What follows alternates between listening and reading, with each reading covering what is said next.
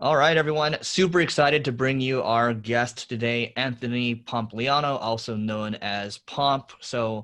He is the founder and partner at Morgan Creek Digital, which is a hedge fund which specializes in blockchain technology and digital assets, among other things. Anthony, first and foremost, welcome to the show. How's it going? Absolutely. Thanks so much for having me. Twitter's a great place to learn stuff, but also Twitter's a great place to build an audience too. So, what did you do exactly to go from zero to a couple 100,000? What are you at, 3 or 400,000 right now? Yeah, on Twitter, look, I obviously understand how a lot of these platforms work, just having ran the Facebook pages growth team. And so when you kind of think about what these platforms want, they want three different things. They want tons and tons of content to pick from to put into somebody's feed. They want lots of engagement. And then also they basically want you to be fairly active. So kind of in the comments and things like that. And so in 2017, I spent honestly an unhealthy amount of time on my computer and phone, just doing everything I possibly could to grow that Twitter account. And so I was tweeting, kind of nonstop. I was responding to every single tweet. I was going and I would like as many tweets as I could on the platform. I would literally go find people that I thought would like the content. And I would try to like their content, reply to their tweets, follow people, do anything I possibly could to kind of put my content in front of people. And then just having high quality content, it also then entices them to follow you back and kind of do all that kind of stuff. And so ultimately ended up growing from kind of 2,000 or 3,000 followers to about 100,000 followers in the first year. And so is there anything you did? I mean, obviously there's a lot of work involved, right? So I think spending a lot of time tweeting, creating the content, engaging with other people, that's huge. Is there anything you think that was a turning point? Because I just spoke with a guy, his name's Tim Sykes, and he Bow Wow jacked his pictures, and then all of a sudden he called out Bow Wow, and then Bow Wow targeted him. All his haters came, and his followers grew by 400,000 on Instagram. So is there anything you did? Maybe not like that, but where it just kind of shot you up quickly? There's been maybe mini events, along the way, but nothing that really sticks out in my mind as oh, I went from, 20 to 40,000, or I went from, 2,000 to 50,000, anything like that. I've kind of had this growth that was just grinded out, right? So if you kind of think for 3 years, or really from the beginning of 2017, so we're almost, I guess, 4 years into this now, 3.5 years, I've pretty much done about 100,000 followers per year. And so that wasn't just kind of now you have all these followers. And so it's just, I think I really understand what the audience wants. I think I've got a pretty good handle on how Twitter works. I just kind of keep going, right? And see where it goes from there. One topic that keeps coming up is the whole idea of a one-man media company, because it's not like you have a ton of employees right now. I think you mentioned you're adding to the team and all that. But really anybody can start to build an audience, and they can drive a healthy, good 6 figures or even up to 7 figures plus a year in, profits for themselves. So I guess what's your take on this whole one-man media phenomenon that's going on right now? Yeah, I think it's basically, what do you want to do, right? Some people want to be a one-person show and kind of wake up every day, write, maybe record a podcast once a week or whatever. And that can be a great business, like you mentioned. I think really the big thing is just the tools are available now, right? So if you want to do that, now that there's the possibility that you can do it. At the same time, there's some people who say, I'll start out there, but I want to grow into something that's bigger, and kind of build a true media company, right? So kind of think of a legacy type media organization.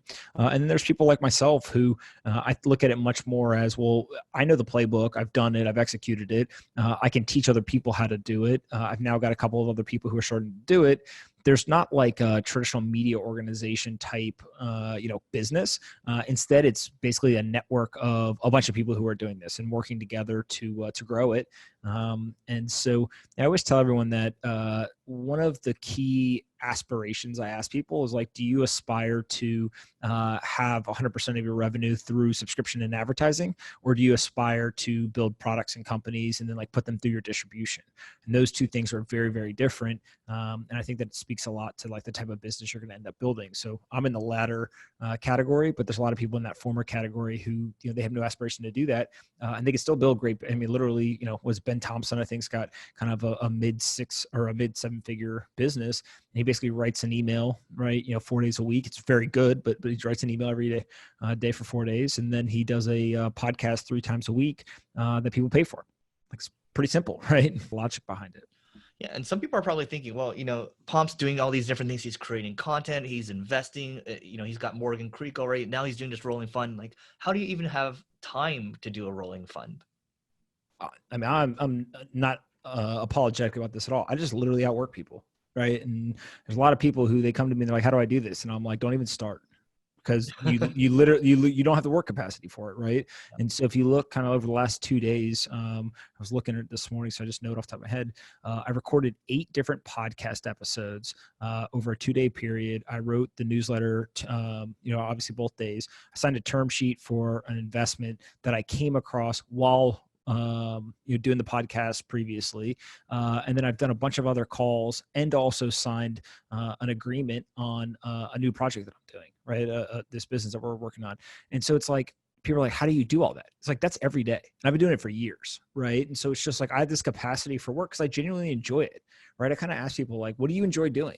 And if you did that every day, how much could you do it? They're like, oh, I could do it all day long. Of course, because you enjoy doing it. And so I think that the people who kind of question capacity of work, they're the people who tend to be doing something they don't enjoy. But if you genuinely enjoy doing what you're doing for a living, then you end up working 10, 12, 14 hours, not because you feel like it's work. Like, what else are you going to do type thing? And that's kind of the way I look at it. It's like, I literally do not have anything else to do. And if I made $0, this is the stuff I would be doing because I enjoy it. So I might as well figure out a way to build a business around it. But ultimately, when you look at kind of what the internet empowers, it's a whole different type of content. It's a whole different audience, right? If you just look at the addressable market for what we're doing today versus what a television network, for example, has, it's very different. And then it's also this idea of like, people want to subscribe to people. They want the personalities, right? They don't care about the quote unquote like unbiased news. One, they don't trust it a lot of times. And then also 2 is like, they can read it everywhere. It's commoditized, right? And sure, maybe somebody gets it 10 minutes before somebody else has it or whatever. And that's kind of what they're optimizing for. But what people really want is they want the opinion, right? They want to know, like, what does Eric think, right? And why does Eric think that? And if Eric has a viewpoint of the world and has a bias of the world that I agree with, I actually want more of Eric's content, right? And so it's like, every time something happens, they then want to look and say, well, oh, it's marketing related. Like, what does Eric believe about this? Does he think this is a good idea? Is it working or not? I want to see him break it down, right? All that kind of stuff is the exact opposite of what kind of the traditional media has been about, right? They want to be unbiased, but as we know, humans aren't unbiased. And so I think that it's more just being authentic on the internet allows you to kind of lay the foundation to build really, really big businesses now. I think podcasting is one of the greatest cheat codes right now. I think as of last year, there was only 700,000. It's probably a little more now, but the market still, podcast advertising market still below $1 billion a year. And so, to be able to talk to people and then afterwards it's like, hey, like, can we do something together? Or, what do you need? Sometimes I'll connect someone, like maybe they need a new hire, but you're just building relationships, high quality, laser targeted relationships. And, I think it just makes sense to do it as long as you have a point of view and you have, interesting things to say. Absolutely. So, I do want to talk about kind of your take on, Bitcoin right now, gold, right? Obviously, without going too much into economics, everything that's going on right now. So you are a big Bitcoin guy, and you've had these debates with Peter Schiff, who's a big gold guy, and I've watched quite a few of them, and I think they're entertaining. The one where I think you both were drinking at night, that was like probably the best one. But yeah, what's your take on all this? So absurd. Cool. Well, Pomp, this has been awesome. What is the best way for people to find you online? Just go to Twitter, follow me on Twitter at @Pompliano, or go subscribe to the email. It's just at pompletter.com. All right, guys, go check out all the stuff that Anthony puts out. Pomp, thanks so much for doing this. Absolutely. Thanks so much, Eric.